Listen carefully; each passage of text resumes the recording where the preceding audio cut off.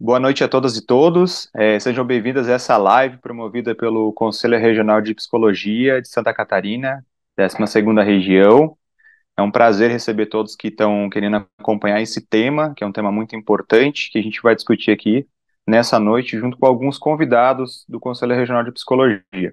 Eu me chamo Igor Schitz dos Santos, eu sou psicólogo aqui em Santa Catarina, atuo na área organizacional e do trabalho. Atualmente sou colaborador do Conselho Regional de Psicologia, na Comissão de Psicologia Organizacional e do Trabalho e também a Comissão de Ética.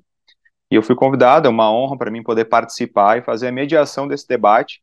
Eu tenho certeza que vai contribuir muito com aqueles que se interessam por essa temática e acredito que também vai dar muitas orientações a respeito dessa atuação na questão das emergências e desastres. É um tema muito atual e que a gente sabe que está havendo muito debate nesse tema, não por acaso, em função dos recentes ocorridos aqui no nosso estado vizinho, no Rio Grande do Sul. Então, hoje, a gente está com três convidados. Nós vamos conversar hoje com o Diego Gomes, que é representante do Conselho Regional de Psicologia do Rio Grande do Sul, CRP 07. Ele hoje coordena a Comissão de Ecologias, Emergências e Desastres e é conselheiro. A gente está também com a participação do Jean Abílio Silva. Ele é tenente dos bombeiros, trabalha no serviço de psicologia que atende os bombeiros e policiais militares aqui de Santa Catarina.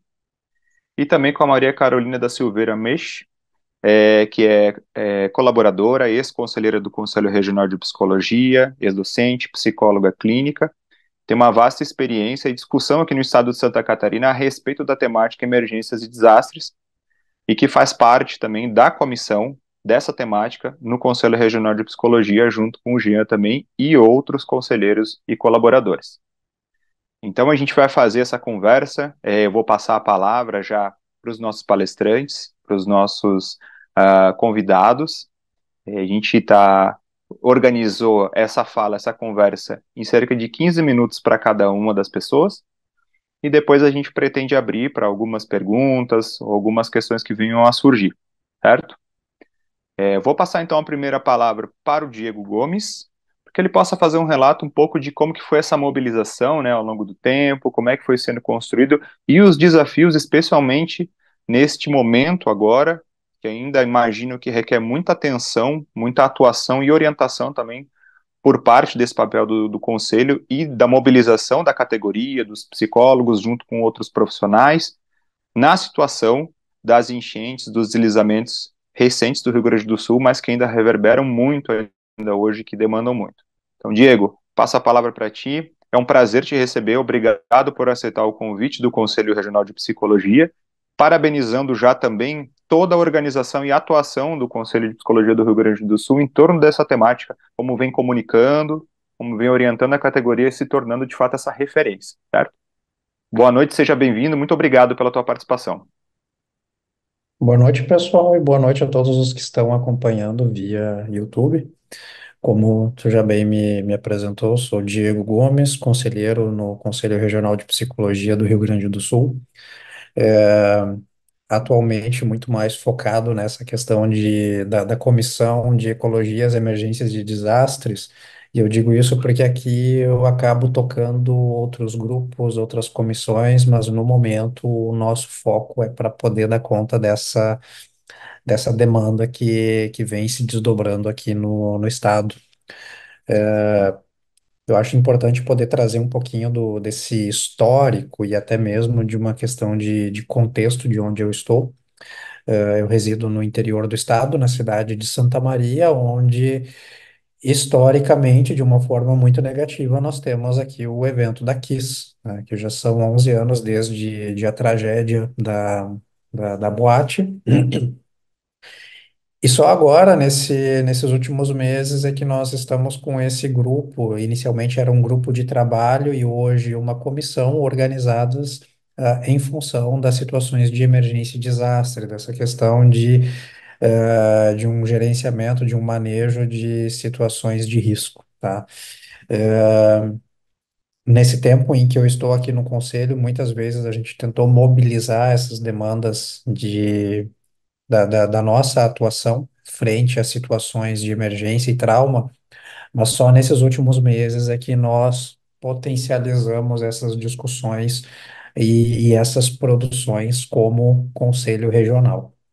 Começamos isso no ano passado, em 2023, quando tivemos as primeiras enchentes no mês de setembro, quando nós fomos chamados, então, para poder dar conta dessa demanda profissional, de como atuar em uma situação de emergência e dando conta também dessa lacuna que fica muitas vezes na nossa formação, porque nós entramos nas graduações, temos aí um imaginário de clínica ou de psicologia organizacional, avaliações, e nós deixamos de lado todo esse lado aí de uma gestão integral de riscos. Então, nós saímos totalmente crus das graduações e, nesse momento, o Conselho Regional de Psicologia precisa fazer um trabalho intenso para orientar a categoria. Naquele momento, lá em setembro do ano passado,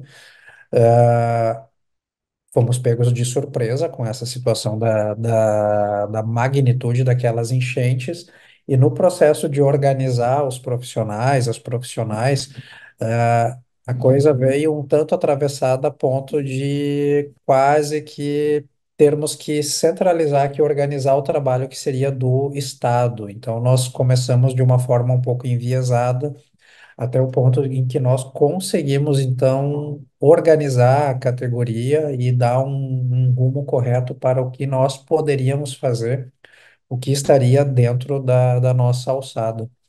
Então, naquela época, entre os materiais e webinários que nós produzimos, nós organizamos também uma cartilha resumida das referências técnicas que nós temos para gestão de risco, porque numa situação daquelas de emergência não teria como os profissionais que talvez não estivessem, profissionais e voluntários que não estivessem ah, em conhecimento daquelas referências técnicas, pegar um manual com informações complexas para poder dar conta do trabalho. Então fizemos um apanhado geral a fim de dar esse aporte para a categoria.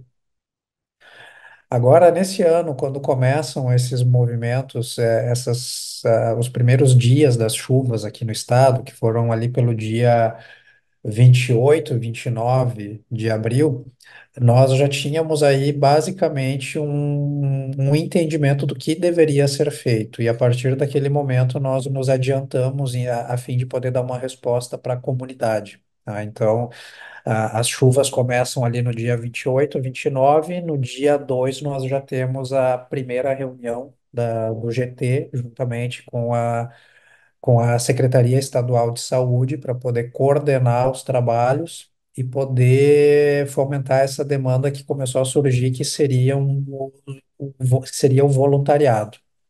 Então, a partir daquele momento, a Secretaria Estadual de Saúde é chamada para essa responsabilidade a fim de dar conta dessas inscrições para o pessoal que iria se voluntariar.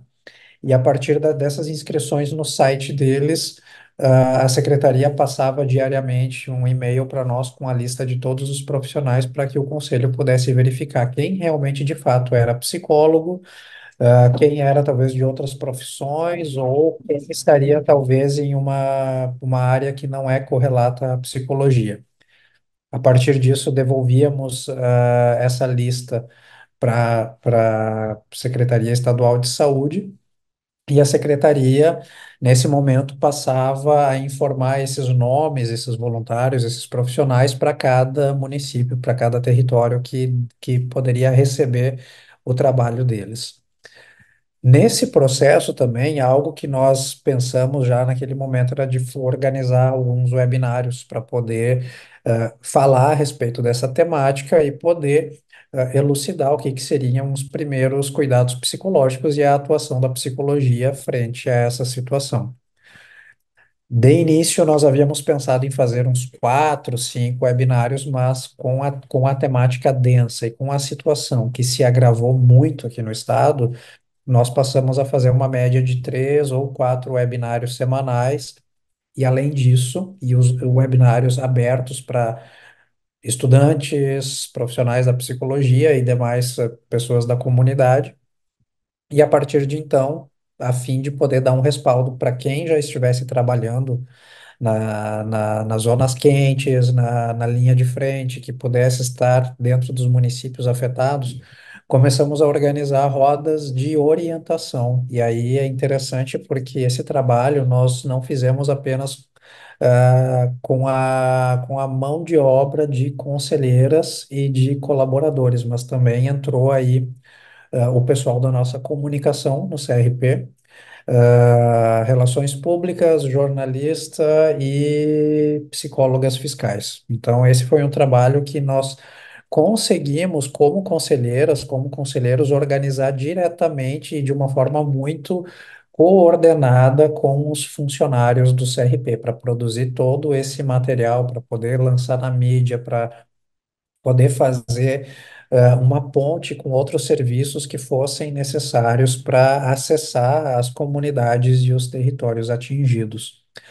E a partir daí nós fazemos então, mantemos esse link com a Secretaria Estadual de Saúde, com o poder público e também com essas profissionais que já estariam e que já estavam atuando nos abrigos, nos resgates, no acolhimento das famílias. E para isso a gente organiza, então, como eu havia falado anteriormente, rodas de orientação, porque isso é o que nós, como Conselho Regional de Psicologia, a gente pode fazer. E aí, nesse ponto, eu acho sempre importante ressaltar essas rodas de orientação, porque a categoria tem cobrado muitas iniciativas, mas muitas vezes não tem conhecimento do que um conselho de psicologia faz, do que um conselho profissional pode dar conta.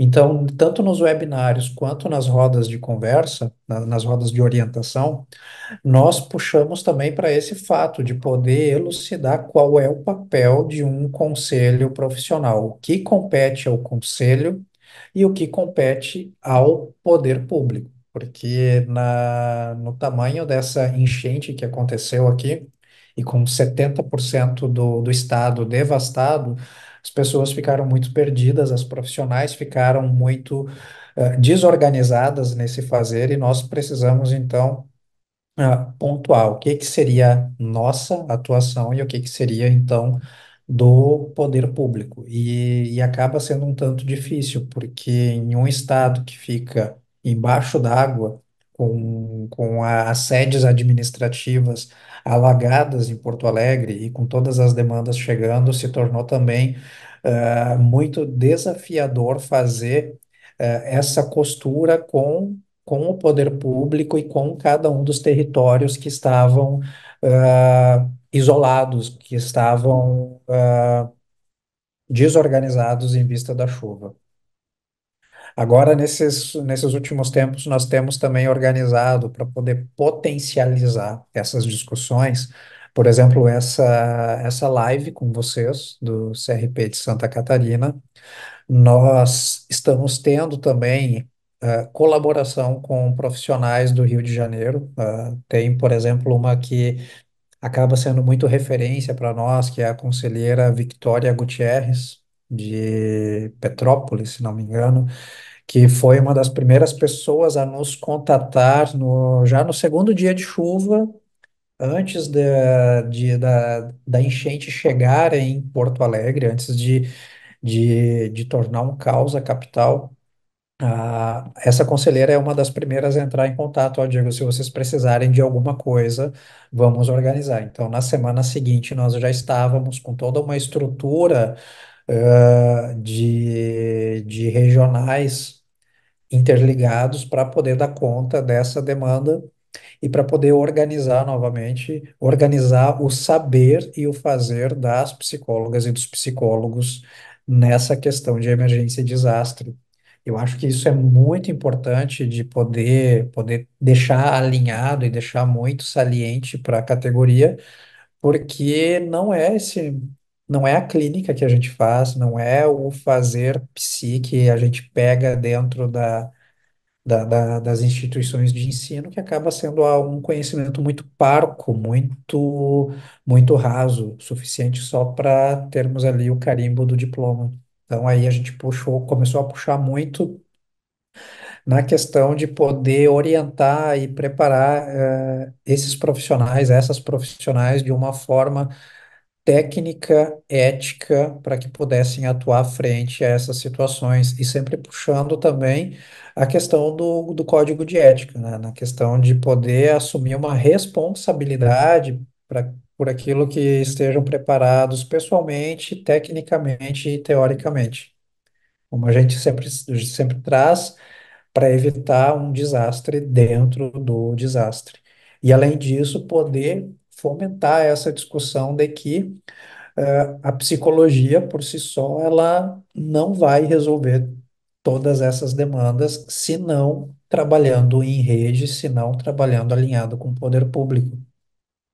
E talvez, acho que eu diria, no meu ponto de vista, talvez esse seja o maior desafio de uma psicologia muitas vezes ingênua, de um profissional muito ingênuo que acha que eu vou ir lá, eu vou conversar, eu vou motivar uma fala, vou resgatar uma família, vou fazer psicoterapia, vou visitar abrigos, e não é. É algo que nós precisamos fazer de uma forma multidisciplinar, interdisciplinar, para poder dar conta de todas as peculiaridades de cada indivíduo, de cada comunidade, de poder reconstruir aquilo que pode ser reconstruído, né? E poder reorganizar o mínimo funcionamento desses territórios. Também outros detalhes que nós estamos trabalhando, por exemplo, questões de violência, questões de agressão e abusos dentro de abrigos, ou situações que estejam sendo potencializadas por esse momento de crise. Questões de racismo nos abrigos, questões também onde as comunidades indígenas que sofreram com esses alagamentos, com essas enchentes, de certa forma também é algo que parece que foi apagado. Ninguém fala a respeito das comunidades indígenas que também sofreram com essas enchentes. E esses são desafios que nós, no Conselho Regional, nós estamos debatendo.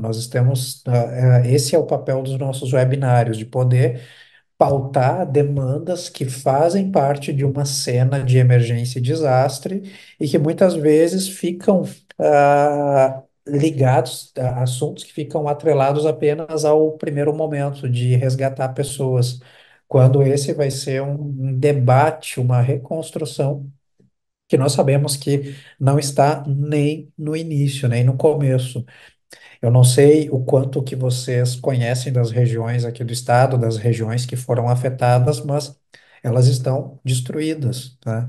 A água voltou a subir em Porto Alegre nos últimos dias. Agora nós temos aqui um ciclone no litoral que vai fazer, agora com o vento, vai subir a Lagoa dos Patos, obviamente represa a água no Lago Guaíba e aumenta os problemas na região. Sem falar nos adoecimentos, tanto adoecimentos de ordem física quanto emocional, que vão ir se desencadeando. E nesse ponto, acho que um desafio também que acaba sendo para a profissão, talvez um desafio, não sei se filosófico, teórico. Nós vemos que muitas pessoas, muitos profissionais, muitas vezes trazem a tal da resiliência, mas ser resiliente num momento desses não existe, pelo menos não tem nada registrado de que as pessoas que passaram por uma dessas enchentes nos últimos meses esteja resiliente, tenha se fortalecido com essa agora. Então, isso é um tema também muito delicado e quase afrontoso para diversas comunidades, diversos territórios que perderam toda a sua estrutura, sua história, sua identidade, que vão precisar se reconstruir de alguma forma. Então, é algo que é muito delicado de trabalhar com a profissão, trazer esse saber de uma forma firme, de uma forma que organize a profissão, que organize as pessoas que estão à frente e dê conta também das demandas de cada território. Passo a palavra, Igor. Diego, muito obrigado pela tua fala. Eu acho que primeiro sinalizar de que É muito importante reconhecer que esse tema nos toca pela nossa solidariedade, pela nossa proximidade do Estado e o quanto que daqui a gente acompanha as notícias e a gente vê o quanto que o povo, a população, a categoria, os mais diferentes segmentos da sociedade querem participar ativamente para poder auxiliar da maneira possível, né? Cada um a seu modo e do seu lugar. E a gente aqui também, representando o Conselho Regional de Psicologia, parabeniza novamente, reconhece esse esforço, esse desafio de se organizar, de se recompor também enquanto conselho, enquanto unidade representativa da categoria, para com os diferentes atores dentro do conselho e fora também organizar essa atuação, orientar de maneira ética, de maneira comprometida no momento tão desafiador, né? Então, é muito importante ouvir isso e eu acho que a gente ainda vai repercutir hoje um pouco também das algumas questões que tu trouxe. Agora eu vou passar então a palavra para o Jean Abílio, que vai falar desse lugar aqui de Santa Catarina na atuação junto aos bombeiros e policiais militares, que também tem um histórico, né, tem um registro de atuação e de suporte, e que, querendo ou não, também tem já um percurso dentro da atuação de emergências e desastres aqui em Santa Catarina. E ter um profissional da área da psicologia atuando junto com essa categoria profissional para saber quais as repercussões para esses profissionais, acredito que nos faz pensar nas repercussões para todos aqueles que estão no cuidado, né? Então, imagino que é um pouco da perspectiva do cuidar de quem cuida. Jean, muito obrigado pela tua participação, a palavra está contigo.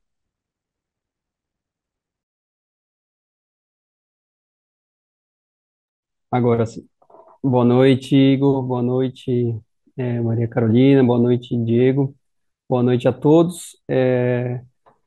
É um prazer, né, ter recebido esse convite do Conselho de Psicologia. Eu acho que é muito pertinente, né, não só pelo desastre que ocorreu no Rio Grande do Sul, mas por uma série de outros fatores que a gente está percebendo que é um momento, talvez, da atualidade, né, que talvez a gente tenha até que, inclusive, redirecionar a nossa formação em psicologia, como já destacou ali o Diego, né?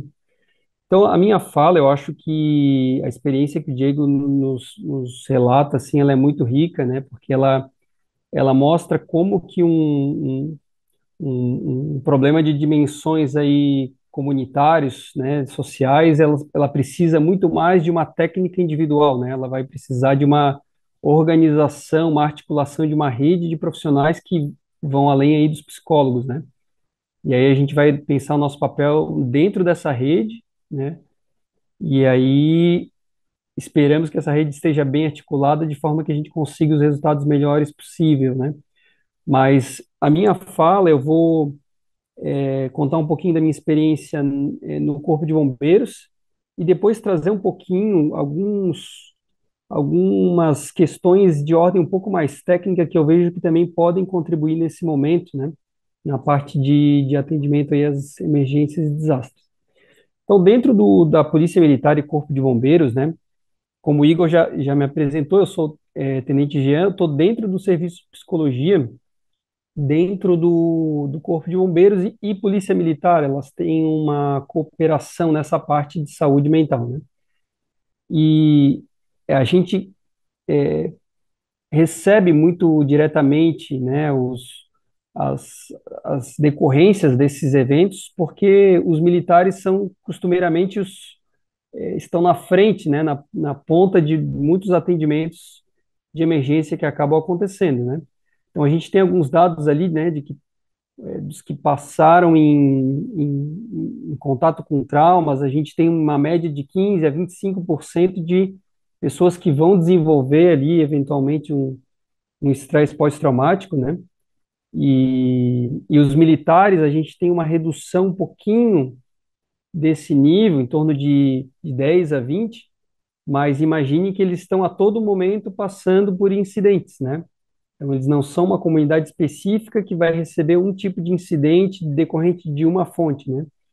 Eles, eles são acionados para vários tipos de incidente em vários locais de várias naturezas. Então, a gente se força, nos obriga a estruturar um serviço que possa dar esse acolhimento para esse público, né? Então, a gente tem feito, a gente tem uma política já institucional de atendimento dos militares que retornam, né, dos atendimentos a emergências e desastres, voltada aí para a parte de, principalmente de monitoramento, de avaliação, né, dos sintomas, principalmente para identificar com uma precocidade maior possível a questão do, né, o transtorno do estresse pós-traumático, né, seja ele na sua faceta ali, na sua dimensão mais completa, né, que vai atingir a definição ali do DSM, ou seja, em forma de outros tipos de alterações emocionais, vamos colocar assim, né? Então a gente tem um programa aí que desde 2013, 2014, só que recentemente a gente buscou reforçar esse programa, né, e fazer uma avaliação mais minuciosa e mais sistemática de como esses militares estão retornando dessas zonas de risco, né? Então, nossa atuação ela tem sido mais voltada para a parte de monitoramento. Só que, e aí eu entro, talvez numa distinção um pouco mais aberta, que aí eu saio não só do público militar, mas um pouco mais para fazer uma reflexão relacionado à questão de como a gente lida com esse tipo de fenômeno, né, em termos de atendimento, e que tipo de indicações a literatura já está trazendo, né, que possa colaborar aí na nossa formação, né? Provavelmente poucos de nós tivemos contato com esse assunto na graduação, né? Às vezes uma palestra, às vezes um livro que foi indicado ler, né? Mas dificilmente um aprofundamento assim no sentido de que tipo de intervenção específica a gente tem que empreender ou a gente poderia empreender para lidar com esse fenômeno. E aí até faço a pergunta antes disso, que fenômeno, afinal de contas, é esse, né? Porque o fenômeno natural a gente vê na mídia, né? A mídia explicita ali com bastante, bem visualmente, né? A questão da inundação, a questão de um vendaval, de um deslizamento, né? Agora, para um indivíduo que interage com esse fenômeno, qual o fenômeno psicológico que surgiu para ele, né? Não, a gente tende a reduzir aos conceitos clínicos, né? Bom, se ele está sofrendo, então eu vou reduzir ali, reduzir no sentido de utilizar os conceitos da clínica, né, de sofrimento psicológico para entender esse sujeito que passou por aquele incidente, que passou por aquela adversidade, né? Acredito que é um raciocínio até certo ponto útil, né, que de certa forma um desastre, um trauma, ele é um estressor, né? Ele é uma adversidade que afeta os indivíduos em geral, só que a gente tem talvez uma especificidade que se refere à intensidade desse estressor, né? Então, a gente está falando de um descompasso entre vulnerabilidade e fonte estressora muito grande, né? Um lapso muito grande entre vulnerabilidade, que seria o quanto aquele sujeito consegue ter recursos para dar uma resposta para aquele evento, e a intensidade do evento, quer dizer, o sujeito perde toda a casa, todos os bens materiais, perde familiares, eventualmente, perde, enfim, o modo de produção da vida dele, né? Às vezes a empresa, né? Às vezes uma lavoura, né? Então, é como se diversos estressores ao mesmo tempo fossem aplicados no sujeito de uma vez só, né? E aí a gente pergunta, o que acontece com esse sujeito do ponto de vista psicológico? Os nossos conceitos psicológicos, clínicos ou das teorias que a gente está acostumado a lidar, eles se aplicam, basta aumentar a intensidade, né? É um questionamento em aberto, né? Deixo essa pergunta. O que a literatura ali tem trazido até estava vendo aqui a data dessa publicação, 1997, se eu não me engano, de gerenciamento de estresse decorrente de incidente crítico, né? Aquele debriefing psicológico, né? Que alguns psychological debriefing em inglês, né? Que vem do Everly Mitchell, né? Não sei se já ouviram falar nesses autores ali, que está voltado ali para um procedimento específico para o psicólogo realizar nesse contexto, né? E quando eu cheguei na corporação, me chamou muito a atenção porque vários militares, alguns psicólogos, mas até fora da psicologia, eles usavam esse procedimento. E isso me chamou muita atenção. Até eu fui pesquisar, não conhecia muito bem, assim, fui pesquisar na época e tal. Pô, é verdade, é um protocolo, né, bem sedimentado e tal. Bom, então, vamos lá. Até olhando as diretrizes da Senasp, né, a Secretaria Nacional de Segurança Pública, o manual de orientação padrão ali, lá tá previsto, tá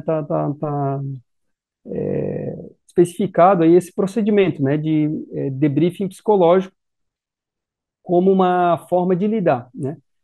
E o que consiste, em linhas gerais, esse procedimento, né? Muitos talvez já ouviram falar, mas em linhas gerais, para quem nunca ouviu, então ele é um procedimento em que vai trabalhar com pequenos grupos, né? São 7 fases ali, tem uma fase introdutória, uma fase de encerramento, mas o núcleo do procedimento, eu vou resumir mais ou menos da seguinte forma. O sujeito forma pequenos grupos, esses pequenos grupos, pessoas que foram afetadas ali pelo incidente, né? Eles vão ser colocados numa sala e eles vão ser questionados sobre, me descreva como é que foi o fenômeno, né? O que você passou, né? Em detalhes, me conte como é que onde você estava, como que chegou esse fenômeno para você, com essa crise, esse desastre, né? E aí os sujeitos vão lá e falam, né? Claro que o sujeito que não quer falar não fala, mas como eles são instigados a falar, a chance de falar e de se expressar é alta. Posteriormente, eles vão falando dos pensamentos, quais os pensamentos que cada um teve, quais os sentimentos, o que mais impactou, até chegar nos sintomas ali, quais sintomas que estão sentindo. É quase como se fosse um raio-x coletivo de todos os processos psicológicos, como o sujeito percebe o evento até aquilo que aconteceu com ele, né? Sentimentos, pensamentos, emoções, sintomas e por aí vai. E aí,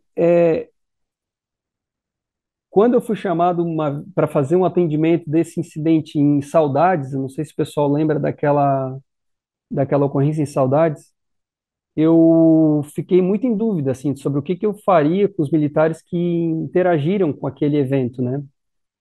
Para quem não lembra, né, foi um adolescente que entrou numa escola e com uma espada, né, ele esfaqueou crianças e a própria instrutora, né, a própria professora. E, bom, o que eu tenho à mão é esse procedimento, eu vou usar esse procedimento, né, eu vou trabalhar com o que eu conheço, com o que eu conheço de fundamento. E aí fiz lá a sessão com um grupo de militares, né. Enfim, voltando, continuamos a política de fazer esse tipo de atendimento, e esse tipo de padrão de atendimento foi, como eu falei, muito frequente, né, dentro da corporação, principalmente pelos psicólogos, né? Mas também por militares de fora que já tinham ouvido falar desse procedimento. E aí a gente seguiu fazendo dessa forma. Mas mais recentemente, porém, a gente tem visto que tem uma literatura indicando num sentido bem contrário a esse, eu diria, né? Talvez numa visão rápida pode parecer só uma outra técnica, né? Mas a gente tem um movimento bem forte no sentido contrário, né? Evitar esse detalhamento da parte de rememorização, relatos, né? Está sendo muito dito nos termos revitimização, né? E esse termo já é utilizado em outros contextos, com crianças também, né?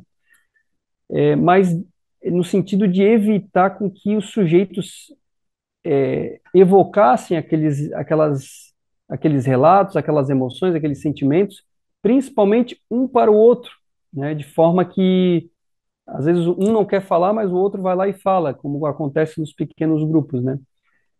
Então, a gente tem nesse sentido, né, uma revisão sistemática ali, acho que, se eu não me engano, de 2002, se eu não me engano, relatando que esse procedimento de debriefing psicológico, ele não tem embasamento, assim, né? Foi feita uma revisão de vários artigos que concluiu ali que ele não, uma sessão desse procedimento, ele não ajuda a evitar a elaboração daquele estresse, no sentido de evitar o estresse pós-traumático, no sentido de evitar a redução de outros transtornos, mas principalmente do estresse pós-traumático, que tem ali um transcurso ali, né, mais ou menos conhecido, né? E aí, outras outros procedimentos estão sendo realizados aí para tentar, bom, e o que que a gente faz, né, nesse meio de caminho, né? O que que a gente, se não é esse procedimento, o que que a gente faz, né? Então, o próprio Diego citou ali, né, os primeiros socorros psicológicos ali como uma alternativa vindo de diversas origens, eu diria, né? Algumas de universidades, outras das próprias organizações de saúde, né, OMS. Então, a gente tem uma série de evidências se fortalecendo no sentido de fazer uma intervenção menos, como é que chama? Diretiva no sentido psicológico, tanto emocional, cognitivo, de pensamentos, sintomas, né? E mais de acolhimento e resolução das necessidades básicas. Mas eu acho que o meu tempo acabou, né? A gente pode ir discutindo isso e aprofundando isso conforme a nossa live vai transcorrendo. Agradeço aí a todos. Certo, Jean, muito obrigado. Obrigado pela tua fala. Vamos sim repercutir algumas questões que tu trouxe, junto também com as pessoas que estão participando aqui também da live, estão comentando também. A gente até convida para que, caso o pessoal tenha perguntas, que pode colocar, a gente está vendo aqui, depois pode repercutir um pouco das perguntas, desses questionamentos do que a gente está trazendo aqui hoje. E o que tu me fez pensar aqui, Gia, é esse reconhecimento do, da criação de algo que está produzindo um efeito, né, proveitoso nesse tipo de atuação e talvez dessa necessidade de correção nos percursos, né? E eu acho que isso é uma questão muito importante. Como é que é um psicólogo, uma psicóloga que vai se formar na atuação, na gestão de riscos e desastres, essa questão das emergências, ele vai entendendo qual é o percurso a se formar, aparando algumas arestas do que fazer, entre o que fazer e não fazer, né? Me recordo minha experiência pessoal na época das enchentes em Blumenau, na região do Vale do Itajaí, em 2008, uma região no qual eu morei, que eu tinha uma relação afetiva, e eu morando aqui em Florianópolis, recém-formado, pensava, eu quero ir lá para atuar, e eu atuava na clínica à época junto com alguns colegas, e a vontade de atuar acabava atropelando a avaliação do que tipo de ajuda que eu de fato poderia oferecer individualmente, da posição de psicólogo recém-formado, né? Então, eu acho que isso é uma questão da gente sempre levantar, né, essa revisão desse nosso percurso individual. Eu vou passar a palavra para Maria Carolina, que vai fazer a fala dela. Acredito que tem muito a contribuir. A própria Maria Carolina foi quem me trouxe no tema, tanto na questão da atuação política, da psicologia, junto ao Conselho de Psicologia, mas quem também me trouxe através desse tema, das questões das emergências e desastres. Tenho certeza que vai trazer algumas provocações relacionadas aí à prevenção, mitigação aqui no nosso estado, a partir também, não só do que tu produz teoricamente, do que tu produz em termos de crítica, Carol, mas também do teu percurso, né, de ter atuado aqui em alguns eventos de grande magnitude aqui no estado, se me recordo bem, tornado em Guaraciaba, tornado em Xanxerê, do acidente com o avião da Chapecoense, entre outros, né? Então, é um prazer te ter aqui como representante e colaboradora do Conselho Regional de Psicologia e trazendo as suas contribuições para esse tema, tá? Muito boa noite. Boa noite a todas, a todos, que bom ter vocês aqui, né, quero agradecer ao Igor, né, a apresentação, agradecer ao Jean e ao Diego que trouxeram questões, né, que creio que a gente vai poder no diálogo, né, fazer aproximações, né, falar do que difere desse lugar. Então, eu quero, né, primeiramente agradecer ao Conselho, o convite para que a gente pudesse fazer essa live. Ela vem, acho que muito esperada, né, pela categoria profissional aqui do Estado de Santa Catarina, e acho que é importante a gente falar, né, iniciar falando um pouco disso. Acho que, né, que bom que o Jean trouxe um pouco desse percurso e daquilo que tão rapidamente como os próprios eventos estressores vão se transformando no decorrer do processo, né, e o Diego apontando aí como foi toda a organização do Conselho Regional de Psicologia do Rio Grande do Sul, que também vem tratado de temas que muitas vezes passam desapercebidos nos contextos de desastres, pela própria categoria profissional, né, se a gente for falar a questão indígena, vi que amanhã tem uma webinar sobre a questão do álcool e outras drogas, nesse diálogo, a questão das mulheres, a questão das vulnerabilidades.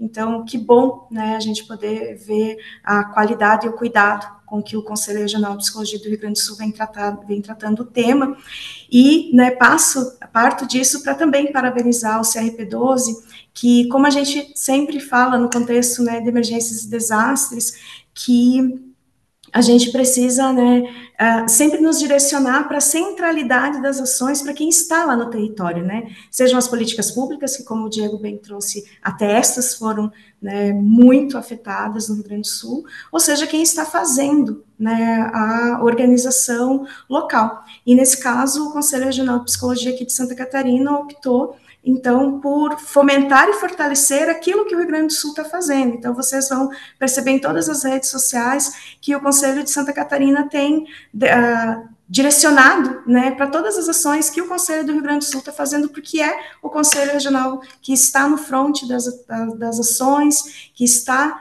né, conhecendo a realidade dos territórios, conhece a realidade dos territórios locais, e é a eles, né, que a gente precisa se direcionar, tanto para contribuir, né, como também como para ser orientado e direcionado.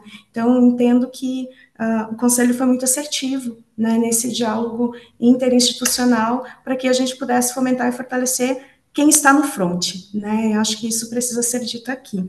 E aí, né, parto disso para a gente fazer algumas provocações, assim, né, no que se refere bem, né, quando a gente olha para o Rio Grande do Sul, e ver tudo que está vivendo, a gente está aqui do lado, né? Então, a gente já passou por inúmeras situações de enchentes, nós vamos passar novamente por inúmeras questões de enchentes, e aí?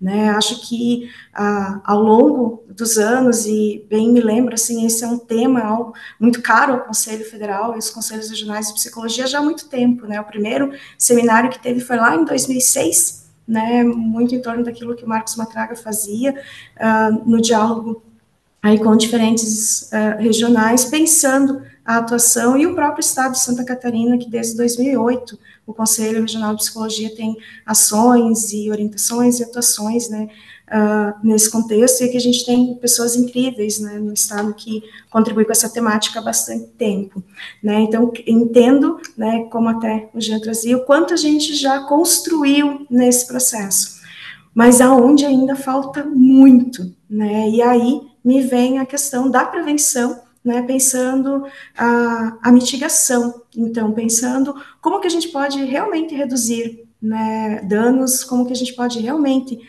ter comunidades mais seguras, né, que era lá o tema do primeiro encontro nacional, né, entre psicologia nas emergências e desastres, era como que a psicologia poderia contribuir com a construção de comunidades mais seguras, né, lá em 2006 isso vai acontecer. Então, trazer, né, esse diálogo aqui hoje também, né, nos leva para esse lugar. E o que nós estamos fazendo em torno da prevenção e da promoção, e como que a categoria profissional dos psicólogos pode aí contribuir. Então, acho que a gente tem já uma expertise nesse lugar, tem muito ainda a construir no que se refere à questão de respostas, né, vejo o trabalho incrível que foi realizado já em setembro do ano passado pelo Conselho do Rio Grande do Sul, quando organizou, né, de forma muito prática as orientações das cartilhas que existiam e das notas técnicas sobre a temática, e agora as webinars, para mim, elas têm sido a possibilidade de a gente, né, continuar essa formação continuada aí, né, com perdão do trocadilho. Mas, para além disso, né, para além desse momento da resposta, que eu entendo que a gente ainda está no início desse momento da resposta, como que a gente pode pensar a prevenção e a promoção? Então, quando a gente fala, né, em apoio psicossocial, atenção em saúde mental, a gente vai ter muito como norteadora a OMS, a Cruz Vermelha Internacional, a Interagências, né, com a pirâmide lá do IASC, que eu acho incrível, que vem construindo aí um referencial de operações em desastres, conflitos e grandes eventos. E aí cabe a gente pensar, né, e eu sempre parto disso, né, nenhuma atuação profissional da psicologia, ela pode iniciar sem que se garanta minimamente segurança, dignidade, respeito à cultura local, né, e o cuidar-se. Né, é isso que a gente vai encontrar lá nas normativas no que se refere aos primeiros cuidados, aos primeiros socorros psicológicos, que nenhuma intervenção, nenhuma ação da psicologia começa sem que a gente tenha garantida a dignidade, né, das pessoas, sem que a gente tenha a questão da segurança, sem que a gente se cuide para estar nesse lugar, né, o Diego trouxe, para mim, o fundamental do Código de Ética, né, artigo 1º, linha B do Código de Ética, né, assumir responsabilidades por aquilo que eu esteja capacitado pessoal, teórico e tecnicamente, eu sempre parto desse lugar para a gente pensar a gestão integral em riscos e desastres.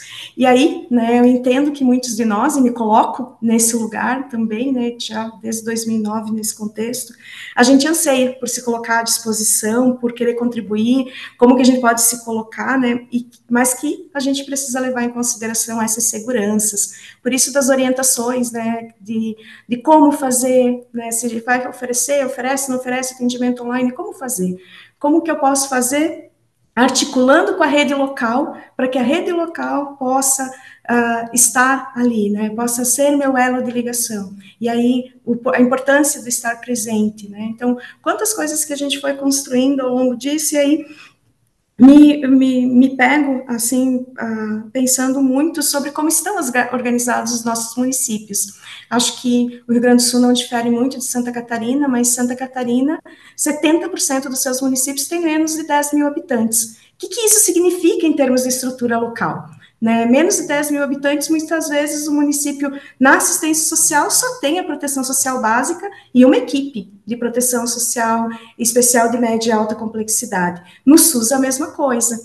E aí a gente vai ter poucos elementos, né, e quiçá a defesa civil, né, quando lá do Tornado em Guaraciaba, em 2009, quando começa o meu diálogo com as situações de desastres, a defesa civil do município era uma pessoa, né, porque era um município de 10 mil habitantes, que tinha uma equipe de CRAS, uma gestão, né, em média e alta complexidade, alguns profissionais da saúde, e uma pessoa na defesa civil. E aí eu acho que é uma realidade que a gente vai ter em mais de 70% dos municípios catarinenses, e que nos coloca a pensar, porque a gente vai ver, e está muito bem colocado, por exemplo, na política de assistência social, aonde que está lá as questões de calamidade? Está na média e alta complexidade, né? Está na proteção social especial, e é importante que lá esteja, mas e os municípios que não têm a média e alta complexidade organizados? Né, para fazer aí algumas gestões que cabem à política de assistência social.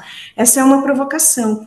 Aí, para além disso também, né, se a gente for olhar, em Santa Catarina, eu estava olhando o Plano Estadual de Proteção e Defesa Civil, que é datado de fevereiro de 2022, e que foi aprovado, então, na portaria 133 de abril de 2023, ele vai trazer um dado que, para mim, é chocante, apesar de viver e conviver com, né, as questões de emergência e desastre. Ele vai dizer que entre 1991 e 2019, nós tivemos contabilizados mais de 5.500 registros de desastres, que reportaram mais de 10 milhões de pessoas afetadas direta ou indiretamente no nosso estado, porque Santa Catarina é considerado um dos estados brasileiros com maiores números de incidentes nesse contexto das emergências e desastres.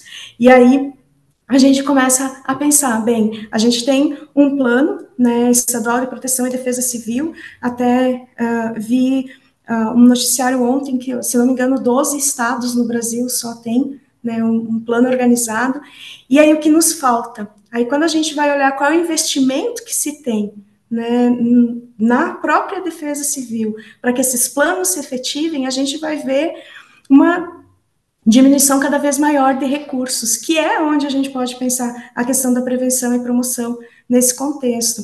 Aí, também, né, olhando para essa questão, eu vi que em 2011, a partir da tragédia que a gente teve na região serrana do Rio de Janeiro, que nós tivemos quase 1.000 mortes, os governos eles precisaram dar uma resposta. E aí a gente vai ter, em 2012, o Plano Nacional de Gestão de Riscos e Respostas a Desastres, né, que vai ser fomentado a partir, então, de 2012, sob a coordenação da Casa Civil. E aí foi realizado o mapeamento das áreas de risco para inundações, deslizamentos, e foi criado o CEMADEM, né, que é o Centro Nacional de Monitoramento e Alerta em Desastres. E aí a gente vai ver que ali, muito em resposta a tudo isso que a gente vinha vivenciando, houve um investimento inédito. Então, nesse campo, entre 2011 e 2017, a partir de 2007, muito em torno da crise econômica e política, isso vai diminuindo e a gente tem cada vez menos recursos para que a gente possa pensar, então, esses planos e a possibilidade que a gente tem aí de atuação e intervenção que olhe para todas as fases do desastre, né? Que olhe para a prevenção, que olhe para a mitigação, que olhe para a preparação, para a resposta e para a recuperação. O plano aqui de Santa Catarina, ele está organizado em 3 grandes dimensões, que é a dimensão econômica, a dimensão de infraestrutura e meio ambiente e a dimensão social. E isso organizado em 5 eixos, né? Essas 3 dimensões, elas vão se desdobrar em 5 eixos, que é compreender os riscos de desastres, fortalecer a governança voltada à gestão de riscos e desastres, investir em redução de riscos de desastres por meio de um planejamento integrado e multissetorial, aqui eu acho que a gente pode entrar para contribuir também, e melhorar a efetividade das ações de resposta e recuperação por meio de investimentos na preparação, e desenvolver uma cultura de proteção e defesa civil mediante ações de capacitação continuada, que daí eu vejo como muito importante os núcleos comunitários de proteção e defesa civil, o NUDEP, como da mesma forma, né, as coordenadorias municipais de proteção e defesa civil, como o COMDEC, que são estruturas que, então, né, estão lá desde 2012, mas o que efetivamente a gente fez? E aí, né, entendo que a nossa força, ela deve e pode estar, sim, na resposta, na reconstrução, naquilo de recuperação que a gente vai poder fazer, mas a nossa força também deve estar nesse lugar de tensionar, para que tenhamos políticas de prevenção, políticas que pensem a preparação, né, dos desastres para mitigação, para que a gente tenha menos danos. E aí entendo que a gente tem um caminho para construir aí enquanto psicologia, mas que, né, a gente não pode deixar de olhar, quem sabe, e é assim que acontece, né, no contexto das emergências e desastres, a gente meio que troca o pneu com o carro andando, né, a gente faz um movimento de, ao mesmo tempo que orienta, atua, intervém, a gente avalia o processo, vê onde é que foram as falhas e pensa possibilidades outras, e aí eu acho que é uma convocatória ao Estado de Santa Catarina, né, a gente precisa pensar possibilidades outras, especialmente no que se refere à prevenção, a preparação para que a gente possa realmente diminuir danos, e aí de toda a ordem, né? Que seja na nossa atuação mais individual, porque a gente pode muito bem contribuir, mas a gente pode ser mais um agente causador de dano no dano, né? O desastre dentro do desastre. Mas para além disso, quanto que a gente pode contribuir, né? Para que a gente tenha, então, comunidades fortalecidas, para que a gente possa pensar o protagonismo social das comunidades frente a essas situações, para que a gente tenha menos perdas, para que a gente possa realmente, né, contribuir para a construção de comunidades mais seguras.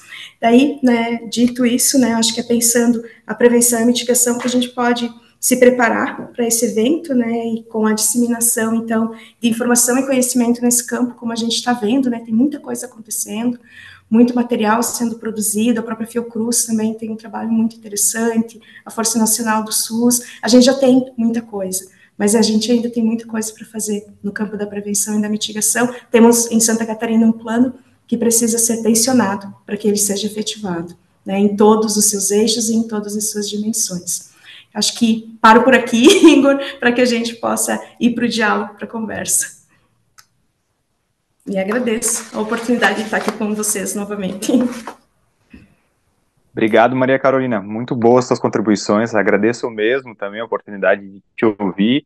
de te ter aqui com a gente, da gente fazer esse debate juntos, assim como agradeço, na verdade, todos que estão participando, estão assistindo a gente também, registrar a presença de alguns conselheiros aqui do CRP 12, conselheira Bruna, Claudemira, a própria conselheira presidente Yara, todos os participantes, incluo também o próprio Juari Carvalho, de São Paulo, que é uma referência já, diria, há décadas aí, tanto na atuação em políticas públicas da assistência social, mas especialmente tensionando esse lugar do psicólogo atuando nessas questões de emergências e desastres, né, a gestão integral de riscos e desastres. Então, muito obrigado a todos e todas. Eu vou deixar aberto para que o pessoal possa fazer algumas perguntas. Estou com acesso aqui também aos comentários, então quem quiser fazer perguntas ou comentários, fica à vontade. Eu quero, a partir da fala de vocês, se me permitirem, fazer uma rodada de perguntas a vocês, para que a gente possa ir comentando algumas coisas, repercutindo a fala de vocês. Então, assim, vou direcionar as minhas perguntas a cada um, e aí a gente pode seguir na sequência que julgarem melhor para a gente poder comentar. Diego Gomes, eu estava aqui pensando a partir da tua fala, assim, e vendo como que os diferentes atores se mobilizaram frente a tanta coisa que aconteceu e está acontecendo agora nessa situação do Rio Grande do Sul, vendo que algumas coisas são semelhantes com o que a gente teve em Santa Catarina em algumas situações de enchente, como o próprio, como eu citei antes, a região do Vale do Itajaí, lá em 2008, e a gente tinha uma mobilização de voluntários, de profissionais, de estudantes, de instituições, e a partir daí algumas até foram se formando instituições de voluntariado, de terceiro setor, de pesquisadores que misturavam tanto a atuação com a própria coleta de dados para suas respectivas pesquisas. Então, a gente tem, assim, acho que um universo de gente envolvido com os primeiros cuidados psicológicos e entre eles psicólogos e psicólogas que vão atuar nesses diferentes lugares, nessa multiplicidade. Então, eu queria, assim, que tu contasse um pouco se essa é a realidade, se realmente nesse momento, assim, é isso que eu tô vendo, que eu não compareci, não foi até o Rio Grande do Sul, mas vendo desses diferentes profissionais que divulgam o seu trabalho, que vem fazendo, se é isso que vocês têm enfrentado no Rio Grande do Sul, e quais são os desafios de poder articular tudo isso, porque como tu bem falou, acredito que haja em alguns momentos uma confusão entre o que diz respeito à competência do poder público para poder organizar a atuação e o que diz respeito à competência de uma autarquia profissional que orienta ética e tecnicamente a categoria, né, de psicólogos e inclusive entre a orientação do que fazer e do que não fazer. E se a gente está realmente nesse momento ainda tendo que reforçar muito o que não fazer, como a gente já passou em outros desastres aqui no Brasil, para ser algo que possa servir ao que fazer, né, de verdade. Então, queria que depois, assim, tu comentasse um pouco nesse sentido de como é que quais têm sido os desafios frente a esses diversos atores que estão atuando, que imagino que estejam atuando no Rio Grande do Sul. Gian, eu queria direcionar para ti uma pergunta sobre como é que tem sido assim essa atuação junto a esses profissionais, bombeiros e policiais militares, da aceitação da atuação do psicólogo nessa temática. A gente vê algumas pessoas falando em situações de desastres, de que um profissional reconhecidamente chegar ali com uma insígnia ou identificado como psicóloga, como psicólogo, ele tende a ser bem recebido, né, na situação. Como é que é isso? Esses profissionais que hoje, como tu bem disse, assim, eles estão se colocando com uma frequência muito grande em situações extremas como essa, e se eles têm desenvolvido a habilidade de identificar que isso causa determinados efeitos físicos, mentais, psicológicos, psicossomáticos, que seja, assim, o fenômeno que a gente está nomeando, né?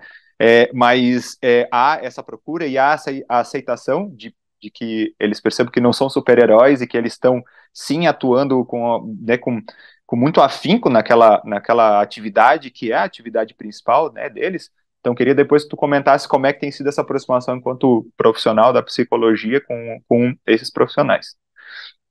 E, Maria Carolina, para ti, eu queria fazer a pergunta sobre toda essa tua provocação que tu trouxe, assim, na complexidade de nos organizarmos em Santa Catarina, para fazermos parte da solução, não tanto parte do problema, e trazendo isso todo sobre esse olhar de proteção e defesa civil, considerando que quando meu entendimento, já construído há algum tempo, de que proteção e defesa civil, né, passando de uma política e de um órgão chamado defesa civil para um órgão chamado proteção e defesa civil, acrescentando essa palavra, não é por acaso, não é uma mera palavra, mas ela vem na esteira de reorganizar, reorientar, assim, uma forma de olhar a comunidade, proteção e todos esses fenômenos que dizem respeito a desastres, o que que nós, como que nós psicólogos podemos fazer parte disso, né? Como é que nós podemos? Porque me parece lógico pensar que a proteção e defesa civil, seja a política, seja os profissionais que estejam ali, assim, capilarizados no Estado para poder orientar situações como essa e ser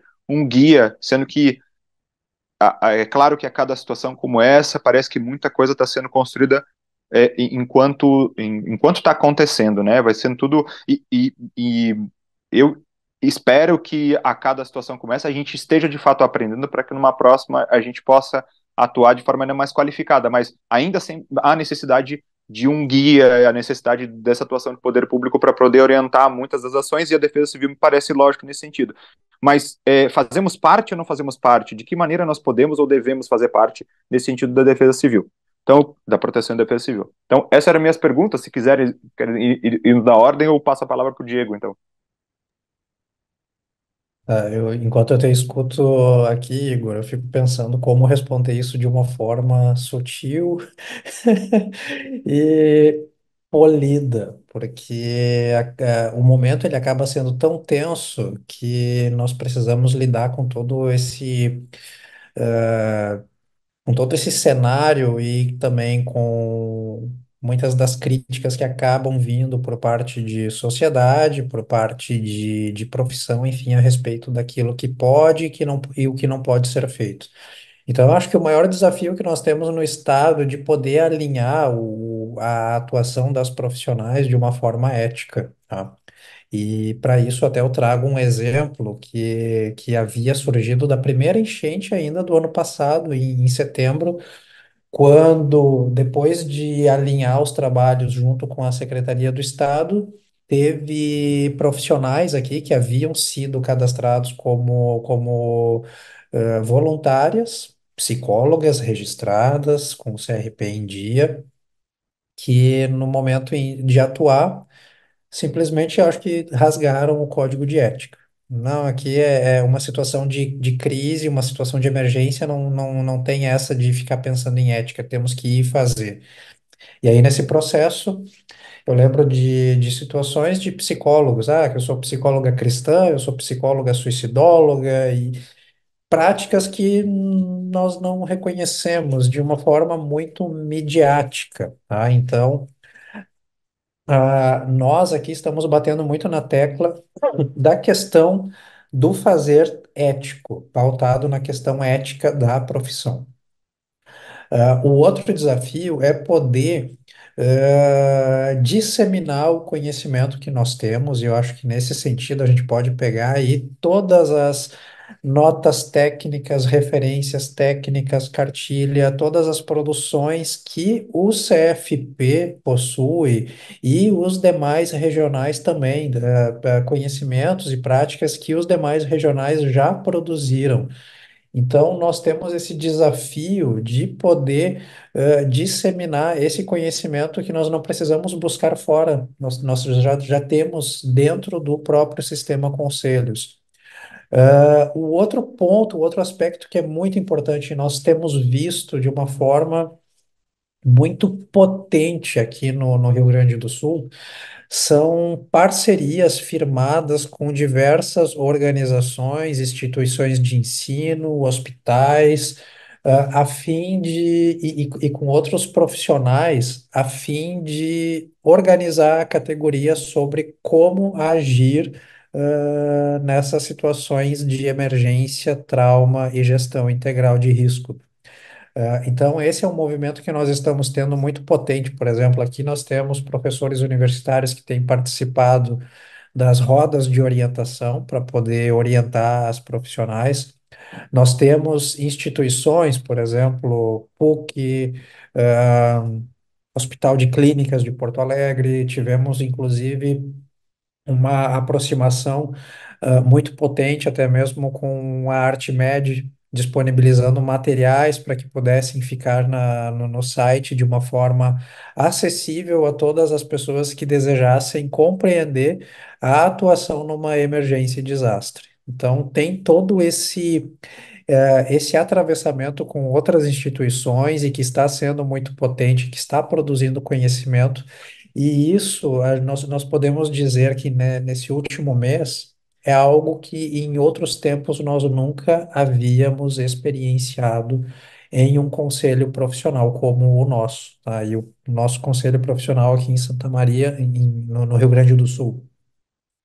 Ele já está entre médio e grande porte e ele está dando conta de fazer todas essas costuras, a fim de fomentar a prática e o conhecimento da categoria, a questão de orientar a categoria a respeito de um fazer ético.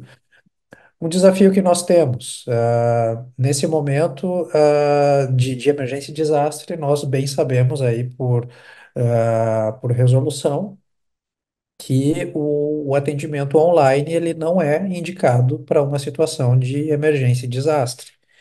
E nesse momento nós temos visto aí um movimento muito intenso de profissionais que estão oferecendo isso. E nós já tivemos, inclusive, uma orientação aqui também por parte da nossa presidenta, que realmente não é possível, mas que o profissional, a profissional, depois de avaliar tecnicamente se é viável ou não, se é possível ou não, que possa fazer, não é permitido, mas através de uma avaliação técnica adequada, então se dá conta dessa demanda, enquanto toda essa rede de serviços ela é reorganizada. Claro que fica também uma crítica, né? Que população é essa que vai receber o atendimento online? E isso é algo que nós precisamos lidar.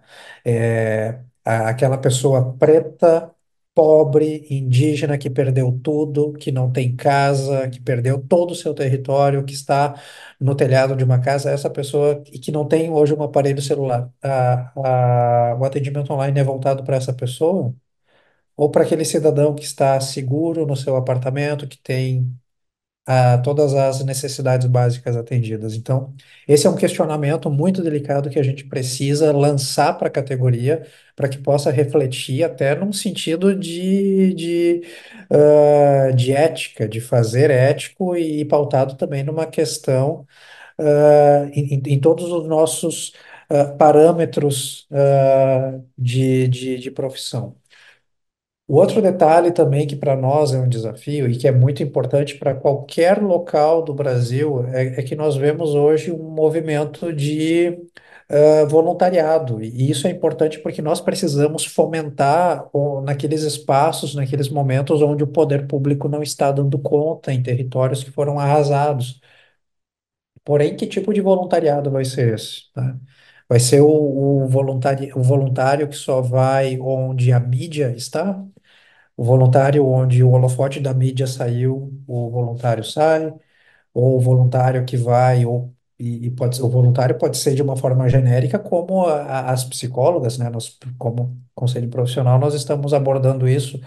A voluntária que vai para fazer uma agenda futura de atendimento, com cartãozinho e tal. Então, esse tipo de desafio nós precisamos trabalhar muito, a gente precisa alinhar muito com a categoria, porque o trabalho do voluntário ele precisa ser muito bem azeitado, ele precisa ser muito bem respaldado e essas pessoas, esses voluntários também precisam ter noção da sua segurança, da biossegurança, do conhecimento do território, né? E aqui quando a gente fala, né, território não é só o físico, mas é a identidade, é o costume daquele povo, e o voluntário, para estar ali, ele precisa, primeiramente, além de ter conhecimento lá da linha B do artigo 1º do Código de Ética, também ter um conhecimento desse território, para que ele possa respeitar a individualidade daquele espaço, para que ele possa respeitar a identidade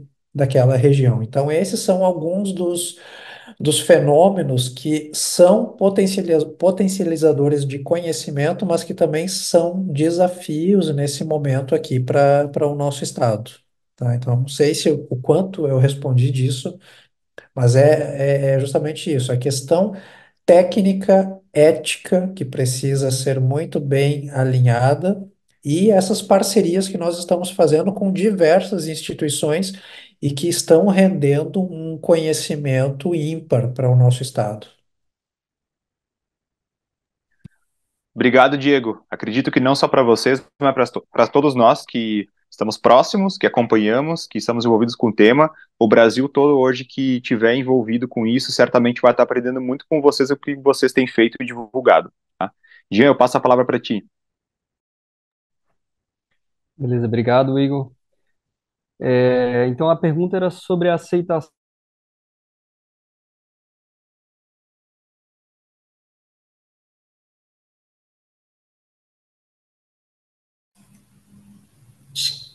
Já acho que está sem áudio, é só para mim?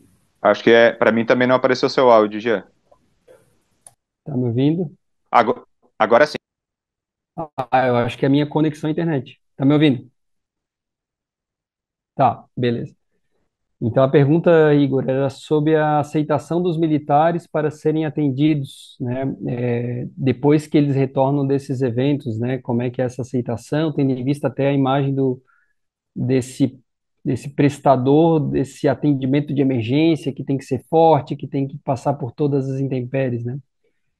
Então, de maneira bem direta, assim, a recepção é boa, né? Eles recebem bem esse acolhimento, eles recebem bem essa avaliação nossa, né? E mais um resultado interessante, e até eu tinha pensado antes de tu perguntar, e por isso a tua pergunta é boa, né? É que muitas vezes a gente percebe que o evento que está afetando a saúde daquele militar,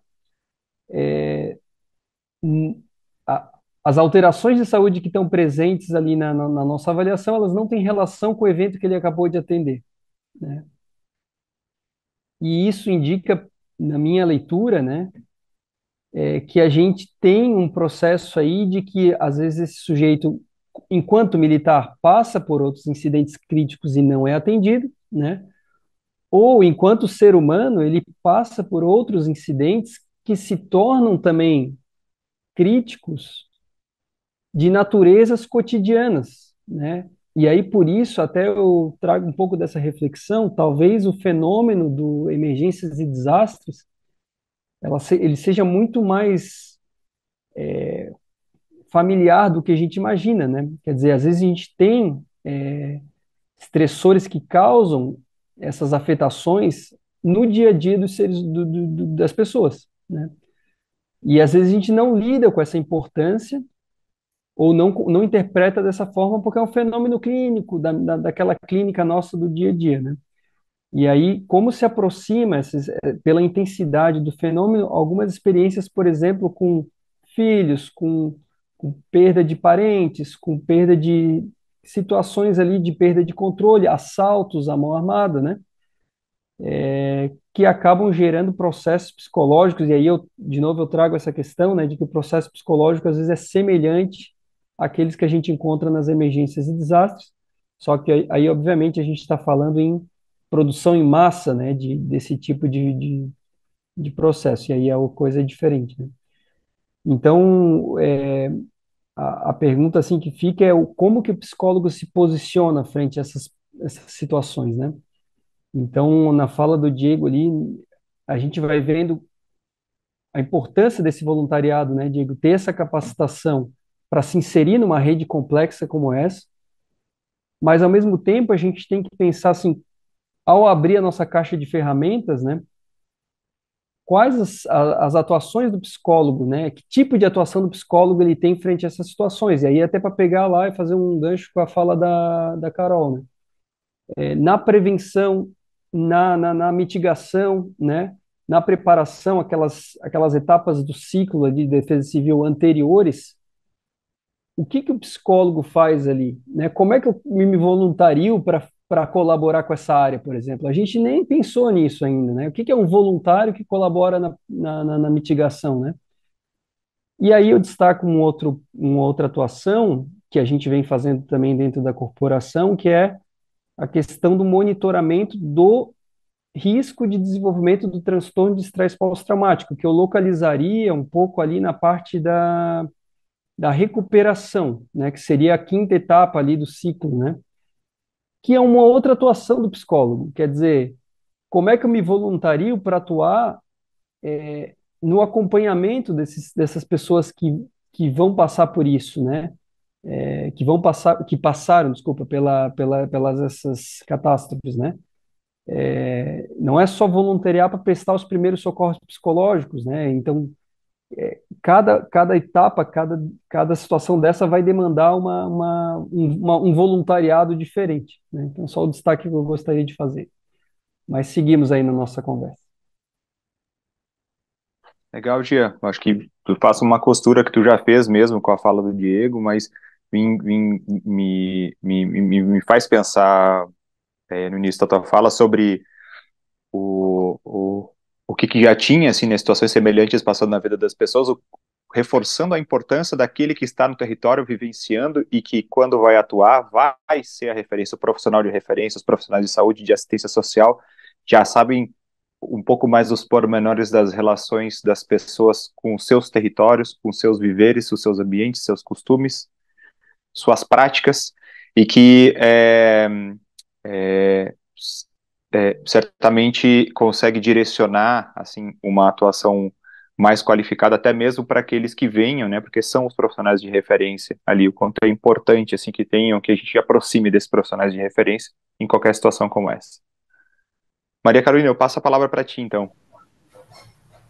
Sim, a sua pergunta, né, se resume em como fazer parte, então, né, e aí eu acho que eu vou juntar com isso que o Jean fala, né, e como que a gente pode contribuir, mesmo como ator das políticas, ou como voluntário, então, pensando prevenção, né. Aí, estava olhando aqui, né, o Jory já nos deu uma resposta, uma possibilidade de resposta aqui na conversa, aqui ao lado, né, que eu penso, né, que é muito por aí, assim, que entendo que a centralidade das ações, né, devem estar nas políticas públicas, quando essas conseguem, né, que a gente está vendo agora, as políticas públicas também diretamente afetadas, mas a partir, né, da nossa participação nos conselhos, a partir da nossa participação nas conferências, né, como o Jari aqui trouxe, eu acho que fica, né, como uma dica bem bacana que está acontecendo agora, as etapas municipais e estaduais da Conferência Nacional das Cidades, onde tem um eixo que fala sobre prevenção e adaptação urbana a desastres. Né? É nesse lugar que a gente vai construir possibilidades de pensar prevenção e promoção, né? A gente já tem, né, depois de muita discussão e uma coordenadoria, né, que fala sobre a questão dos SUAS em calamidades dentro da política de assistência social. Então, entendo que é nesses lugares, né, em que nós possamos estar enquanto cidadão, mas também enquanto atores das políticas públicas, nos conselhos municipais, todos, né, aqui, pelo menos a minha cidade, que é Chapecó, tem o Conselho Municipal de Defesa Civil, nos conselhos de assistência, saúde, de planejamento urbano, para pensar as cidades, as conferências, a conferência agora das cidades, são os lugares em que a gente pode pensar e termos aí estratégias que pensem a promoção, que pense em prevenção, que pense em mitigação, e para além disso, né, eu entendo esse como um tema transversal, a formação do psicólogo, porque se eu estou na empresa, eu vou estar lidando com trabalhadores que podem ter perdido tudo, né, se eu estou na escola, eu vou estar lidando com os efeitos disso, se eu estou no consultório privado, eu vou estar lidando com os efeitos disso, porque não tem como a gente hoje, né, nacionalmente, não olhar e vem, né, eu estou na clínica, vem para o consultório, essa demanda.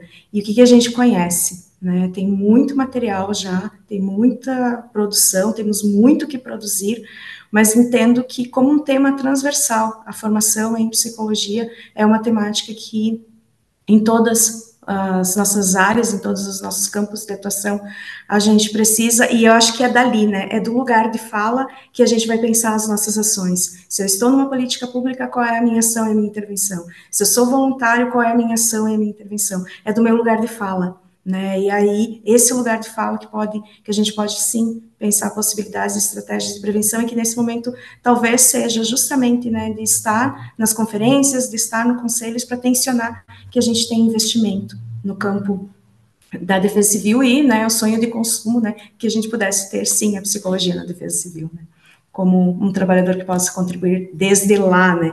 Mas até que isso aconteça, né? Quando a gente fala que, pelo menos na de Santa Catarina, nos eixos que estão organizados, que investir em redução de risco por meio de um planejamento integrado e multissetorial, eu entendo que a Defesa Civil está chamando também, né? E que a gente também precisa fazer a contrapartida de dizer estamos aqui, né? Então, acho que é por aí. Acho que esse é o anseio da categoria e da nossa psicologia catarinense, que certamente ecoa aqui através do Conselho de Psicologia. A gente tem uma pergunta que foi enviada para a gente, quem elaborou ela foi o Maurício, eu vou passar para vocês, quem se sentir convocado a responder.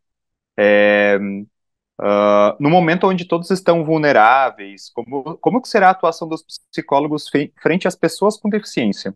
Uma vez que eles perdem tudo e vão para os abrigos, e os mesmos, né, os abrigos, eles não oferecem o conforto dos seus lares. Então, aí a gente está com uma pergunta a respeito desses efeitos sobre as pessoas com deficiência. Pergunta do Maurício.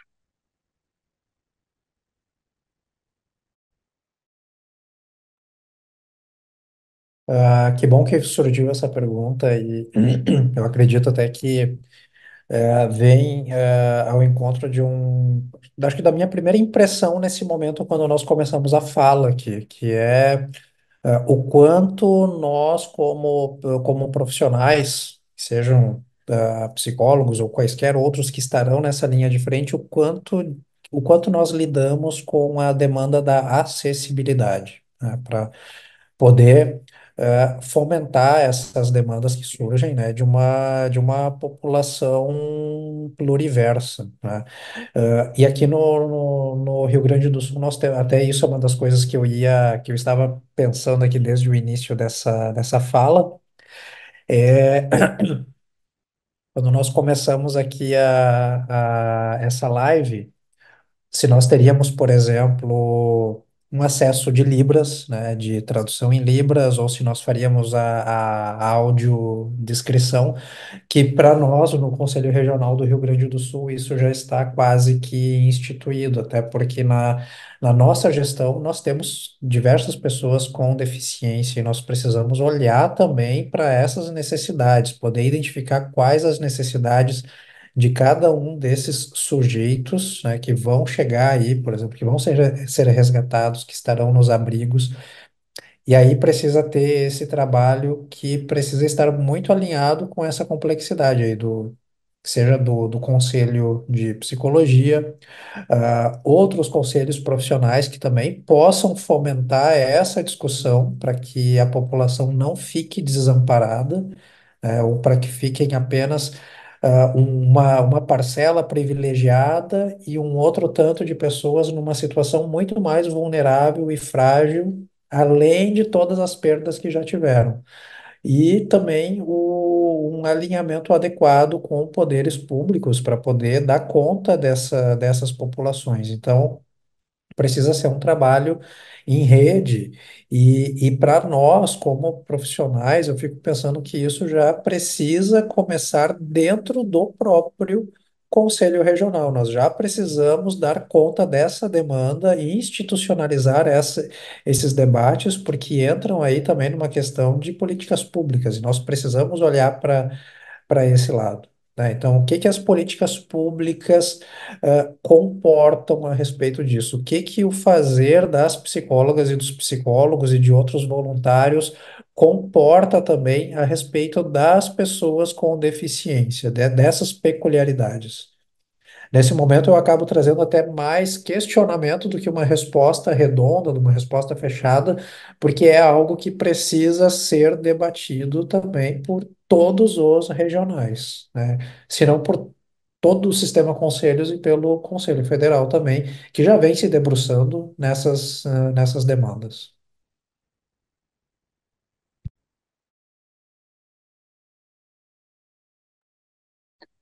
Diego, isso me faz pensar que quando a gente vê, né, a produção dos diversos regionais do próprio Conselho Federal de Psicologia pautando discussões as mais diversas, me faz pensar que enquanto profissionais, psicólogas e psicólogos, não há nada que não nos possa interessar, né? Tudo a gente tem que estar de fato envolvido e nesse caso, saber que a nossa atuação, os nossos instrumentos, as nossas ferramentas, o nosso fazer, ele tem que responder a esse anticapacitismo, né, mesmo, né, essa coisa centrada em determinados corpos de uma determinada maneira, com uma determinada linguagem, uma determinada forma de ver o mundo.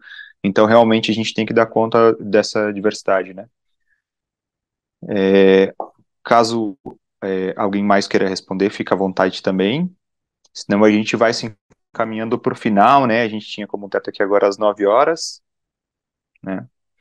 Acho que a gente teve até um comentário aqui da Yara, presidente do Conselho Regional de Psicologia, né, considerando que o país está aprendendo com essa tragédia no Rio Grande do Sul, né, as nossas mazelas se acentuam, uma urbanização predatória com poucos cuidados com o meio ambiente e com o povo pobre e marginalizado. Já como o próprio Diego já citou, e eu acho que ela relata bem essa dimensão mais macro, assim, o que se falava já de prevenção, o que foi feito, não foi feito, investido, né, o Rio Grande do Sul, a situação do Rio Grande do Sul exemplifica isso, e como ainda já foi uma situação diferente, não, a gente está realmente vulnerabilizado nesse sentido, né. Bom, acho que a gente finaliza por aqui, gostaria de agradecer demais a participação do Diego, do Jean, da Maria Carolina, no convite que me foi feito ao Conselho Regional de Psicologia, que foi estendido aos demais, para a gente poder conversar sobre esse tema aqui hoje. Acredito que tenha sido bem importante, bem proveitoso a gente trazer o que aqui a gente tem a contribuir por parte de Santa Catarina, né, com as discussões em torno dos temas de emergências e desastres, a proteção integral, e o que a gente tem também a dialogar com esse trabalho profícuo que vem sendo desenvolvido por nossos vizinhos no Rio Grande do Sul. A gente igualmente se coloca à disposição, Diego, de ti individualmente, e o Conselho Regional de Psicologia, ao te convidar, estende esse apoio também ao que for necessário. Agradeço o apoio que vocês têm dado ao Conselho Regional de Psicologia, e a gente pretende ainda construir, quem sabe, muitas parcerias e se encontrar em outros momentos, contabilizando também os avanços que tenham sido feitos na atuação ética e comprometida frente às emergências e desastres, certo? Caso queiram, podem fazer seus comentários e aí a gente vai encerrando aqui.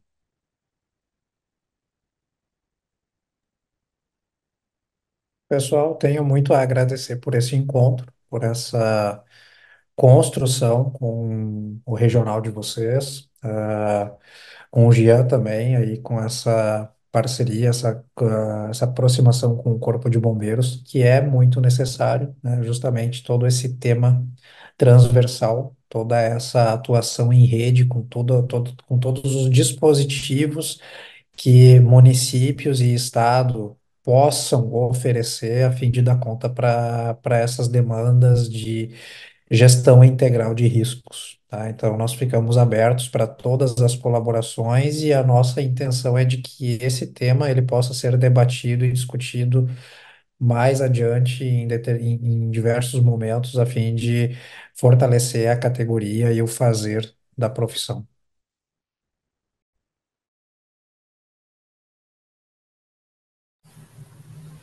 Também vou agradecer, então, né, em nome da comissão também, né, a possibilidade de a gente poder dialogar e poder pensar, refletir sobre alguns desafios, né, algumas provocações que a gente faz, que a gente recebe, que é sempre importante, né, porque é só assim que a gente, né, desenvolve, constrói novos caminhos, né, novas possibilidades. Então, agradeço, né, que bom estar com o Igor, que já conheço, bom conhecê-lo, Diego, e também, né, colocando o CRP 12 à disposição para aquilo que a gente possa ainda compor nesse tema da gestão integral de riscos e desastres. Obrigada, gente. Obrigada também a quem participou aí, que a gente possa continuar conversando. Bom, rapidamente, então, agradecer o convite, né? É um prazer estar aqui nessa oportunidade com os colegas, conversando sobre um tema tão importante. Agradecer e parabenizar o CRP pela organização e eu gostaria de fazer um parabéns ao Igor ali pela condução excepcional, né, da live aí, muito boa. Foi a figura-chave aí para fazer essas conexões todas. Boa noite a todos, pessoal. Obrigado, Jean, pela gentileza. Um prazer te reencontrar novamente tratando desse tema. Finalizamos por aqui. Obrigado a todos que participaram da live e certamente a gente vai se encontrar em breve. Abraço a todos.